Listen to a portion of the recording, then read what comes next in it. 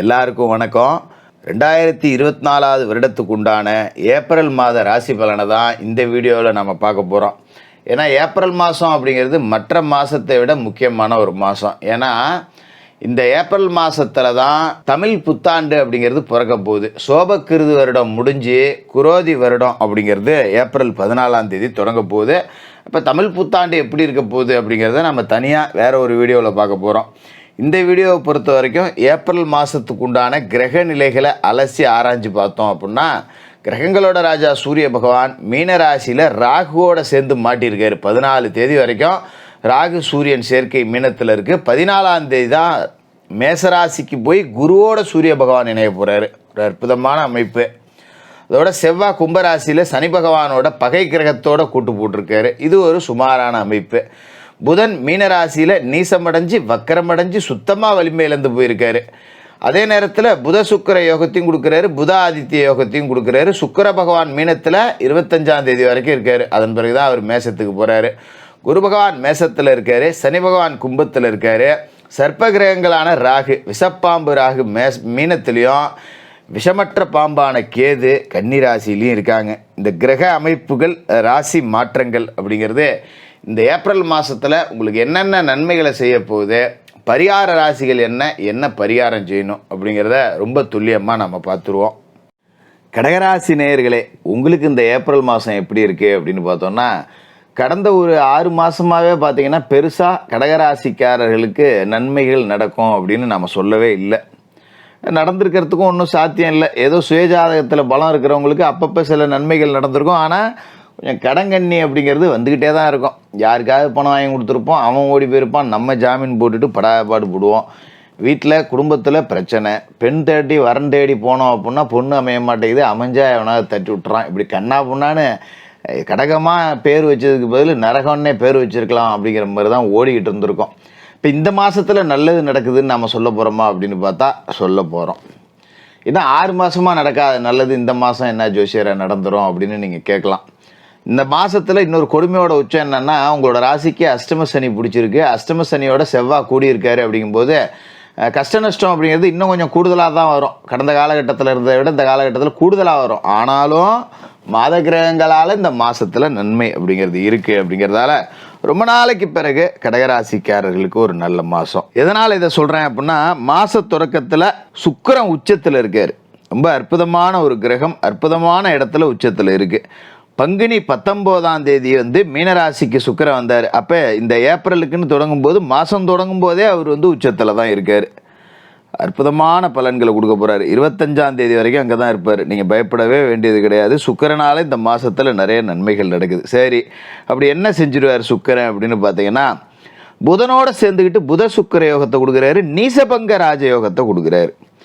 அப்போ நிறைய நல்ல பலன்கள் அப்படிங்கிறது உங்களை தேடிக்கிட்டு வரப்போகுது. சூரியனோடு சேர்ந்து 14ஆம் தேதி வரைக்கும் புத ஆதித்ய யோகம் அப்படிங்கிறதும் செயல்படுது. அப்படிங்கிறதால வெளிநாடு போக முயற்சி எடுத்தவர்கள் வெளிநாடு கிளம்பி போகலாம். அஷ்டமத்தில் சனி மாட்டிக்கிட்டு படாத பாடு, குடும்பத்தில் பிரச்சனை, சரி கொஞ்ச நாளைக்கு எங்கேயாவது வெளியில் போய் இருக்கலாம் அப்படின்னு பார்த்தோம்னா, வெளிநாடு போகிற வேலை கூட கிடைக்க மாட்டேங்குது. விசா அனுப்புகிறேங்கிறவன் அனுப்ப மாட்டேங்கிறான், ஃபோன் அடித்தா எடுக்க மாட்டேங்கிறான், ஃப்ரெண்டு ஒருத்தன் ஃபாரின்லேருந்து கூப்பிட்றான்னா அவனும் கூப்பிடல, ஒருத்தர் செலவுக்கு பணம் அனுப்பிச்சுட்றேன்டா ஏதோ இருக்கிற கடனை அடிச்சுட்டு சேர்றான்னா அவனும் அதன் பிறகு என்ன ஆச்சுன்னு தெரில. இப்போ நமக்கு எவனாவது உதவி செய்கிறேன்னா அவனுக்கும் நேரம் சரியில்லாமல் போயிடுது. நம்ம நேரம் அவனோலையும் போட்டு அடிக்குது போல இருக்கே அப்படின்னு நினச்சிக்கிட்டு நான் யாருக்கிட்டையும் உதவி கேட்குறத கூட நிறுத்தி விட்டேன் ஜோசியரை அப்படின்னு தான் நீங்கள் நினச்சிக்கிட்டு இருப்பீங்க.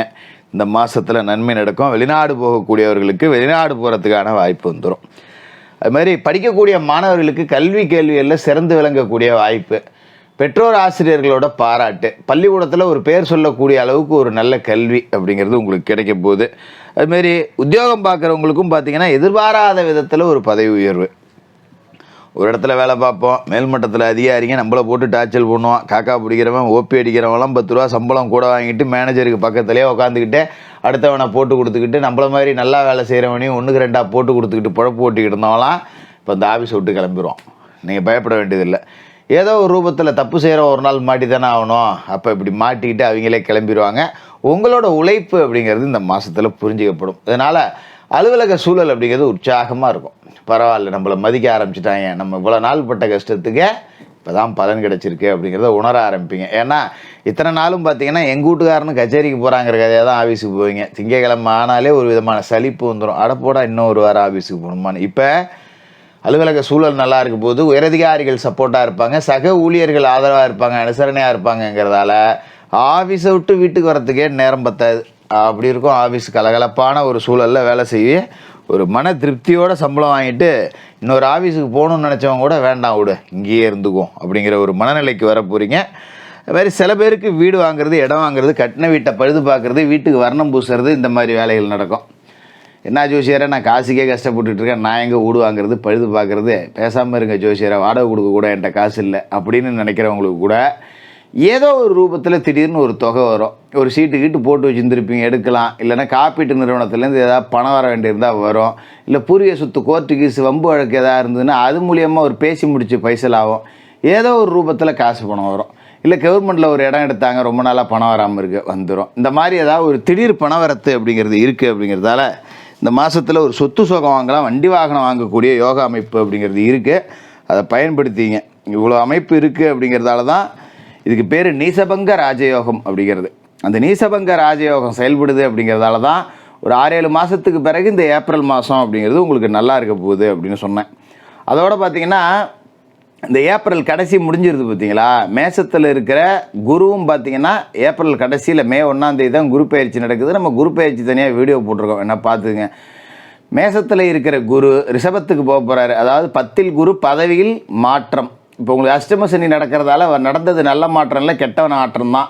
அதாவது 10ல் குரு பதவியில் நாசம் அப்படிங்கிற மாதிரி ஆகிடுச்சு உங்களுக்கு. அப்போ 10ல் இருக்கிற குரு 11க்கும் போக போகிறார் இந்த மாதம் முடிஞ்சு அடுத்த மாதத்தில். அப்போ இந்த மாதிரி மாத கிரகங்கள் கொடுக்கக்கூடிய புத சுக்கிர யோகம், நீசபங்க ராஜயோகம், புத ஆதித்ய யோகம் எல்லாமே இந்த மாதத்தில் உங்களுக்கு வரப்போகிற குரு பயிற்சியை அனுபவிக்கிறதுக்கு உண்டான தெம்பு கொடுத்துரும். அப்பாடா சனிதான் அஷ்டமத்தில் மாட்டிச்சு, குருவும் 10ல் மாட்டிக்கிட்டு படாபாடு படுத்துறாரு அப்படின்னு இருந்தவங்களுக்கு ஒரு தெம்பு வந்துடும். அப்பா குரு பெயர போகிறாரு அப்படிங்கிற ஒரு தன்னம்பிக்கை வந்துடும். இப்போ இந்த சின்ன சின்ன யோகங்கள் உங்களுக்கு பெரிய அளவில் ஒரு தன்னம்பிக்கையை கொடுத்துரும். வருங்காலத்தில் நாம் நல்லா இருப்போம் அப்படின்னு. அதோட 11க்கு குரு போகிறாரு அப்படிங்கும்போது அது லாபஸ்தானம் வலுவடையுதுங்கிறதால வருங்கால கட்டத்தில் கடங்கண்ணி போக்குவரத்து எதாவது இருந்ததுன்னா எல்லாத்தையும் அடைச்சி விடலாம். ஒரு 10 ரூபா காசு போனால் நம்ம மிதமிஞ்சி கையில் வச்சுருக்கலாம். ஏதோ அஷ்டம சனி கொஞ்சம் பெண் ரூபத்தில் ஆணுக்கு அவமானத்தை கொடுக்கும், ஆண் ரூபத்தில் பெண்ணுக்கு அவமானத்தை கொடுக்கும். அலுவலகத்தில் சக பெண் ஊழியர்கள்ட்ட ஆண் ஊழியர்கள் கவனமாக பேசணும், ஆண் ஊழியர்கள்ட்ட பெண் ஊழியர்கள் கவனமாக பேசணும். வீட்டு பிரச்சனைகள், குடும்ப விஷயங்களை ஆஃபீஸில் போய் யாருக்கிட்டையும் பகிர்ந்து கூடாது. ஏதோ வீட்டில் சண்டை ஒரு ஆறுதலாக ஒருத்தன் பேசுகிறான் ஆஃபீஸில், கிட்டக்கே நெருங்கக்கூடாது. அந்த மாதிரி இருக்கிறதெல்லாம் கொஞ்சம் புறந்தள்ளிட்டு இருந்தீங்கன்னா காசு பணம் 10 ரூபா உங்களுக்கு மிச்சம் கிடைக்கக்கூடிய நேரம் வந்துருச்சு, நல்லா இருக்கலாம். அதை பற்றி கவலை இல்லை. அதுமாரி இந்த மாதத்தில் ஒரு பிரச்சனை என்னன்னாக்கா இந்த செவ்வாய் சனி கூட்டணி, அது மட்டும் இல்லாமல் சூரியனும் ராகுவும் சேர்ந்துக்கிட்டு ராசிக்கு 9ஆவது வீட்டில் இருக்குது. மாதம் முழுக்க 9ஆம் இடத்துல சூரியன் ராகு கூட்டணியில் 14 நாள் மட்டும்தான் இருக்குது. அதனால் பயப்பட வேண்டியதில்லை. இந்த 14 நாளில் தந்தை வழி உறவுகளில் விரிசல் விழாமல் பார்த்துக்கணும். ஏன்னா 9ஆவது வீடுங்கிறது தந்தையை குறிக்கக்கூடிய வீடு இல்லையா. அதனால் அப்பா கிட்ட எதுவும் சொத்து கித்து கேட்டுக்கிட்டு ஏதாவது அதை கூட இதை கூடன்னு கேட்டுக்கிட்டு பஞ்சாயத்து பண்ணிகிட்டு இருக்காமல் விட்டு கொடுத்து போங்க. எந்த ஒரு காரியம் நினச்சி நடக்கலையே அப்படின்னு இருந்தவங்க பரவாயில்ல நடக்க வேணாம் அப்புறம் பார்த்துக்கணும், கடந்து போகிறதுக்கு பழகிங்க இந்த ஒரு 14 நாளைக்கு. அதுமாரி ஊரில் பெரிய மனிதர்களை பயிற்சிக்க வேண்டாம். அதுமாரி அப்பஞ்சொத்து பாட்டஞ்சொத்து முப்பாட்டஞ்சொத்து கூறு போடுறேன், பங்கு போடுறேன், பாகப்பிரிவினை செய்கிறேன், இந்த முயற்சியை 14 நாளைக்கு எடுக்காதீங்க. இது கொஞ்சம் நமக்கு தேவையற்ற பிரச்சனைகளை கொடுக்கும். முன்னாடியே பிரித்தாலும் நமக்கு தோதானது பிரிக்க முடியாது. அடிதடி வம்பு வழக்கு கோர்ட்டு கேஸுன்னு போய் அது அப்புறம் கேஸில் மாட்டிக்கிட்டு 10 வருஷம் ஆகும் பிரிக்க. அதனால் அதுக்கான முயற்சியை இந்த மாதத்தில் விட்டுருங்க. நல்ல நேரம் தொடங்கிருச்சு. தினமும் குளித்து முழுவிட்டு குலதெய்வ பிரார்த்தனை செய்யுங்க. குலதெய்வம் தெரியாதவங்க இஷ்ட தெய்வ பிரார்த்தனையை செய்யுங்க, இல்லைனா எல்லா தெய்வத்தை பிரார்த்தனை செய்யுங்க. பிரார்த்தனை செஞ்சுட்டு தான் உங்களோட அன்றாட வேலைகள் அப்படிங்கிறதே தொடங்கணும். குலதெய்வ படத்தை வீட்டில் வச்சு வணங்கலாம். படத்தை வச்சு வணங்க முடியாதவங்க குலதெய்வ விபூதி திருநீர் இருக்கும் வீட்டில் வச்சுக்கிங்க. தினமும் குளித்து முழுவிட்டு சாமியை கும்பிட்டு அதை எடுத்து நெத்தியில் இட்டுக்கிட்டு அதன் பிறகு வேலைகளை செய்யுங்க. ஏழைபாளைகளுக்கு அமாவாசை நாளில் உங்களால் முடிஞ்சது ஒரு 9 ஏழைகளுக்கு அன்னதானம் அப்படிங்கிறத பண்ணுங்கள்.